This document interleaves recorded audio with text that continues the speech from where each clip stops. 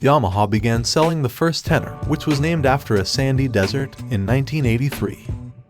With a 600cc single-cylinder air-cooled engine, a sizable tank, and a tiny, rectangular headlamp. But don't worry, Unit Garage, an Italian accessories provider, now offers conversion kits for the current Tenere 700 with an integrated round headlamp if you want to make your T7 seem more traditional. Despite the fact that this lamp is LED, the redesigned front undoubtedly produces the necessary nostalgic appearance. This face more closely resembles enduro motorcycles from the 1980s than it does the contemporary Tenere 700.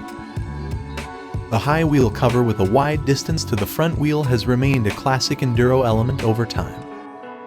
The paneling components, according to Unit Garage, are composed of durable ABS plastic and can be painted blue, black, or left unpainted.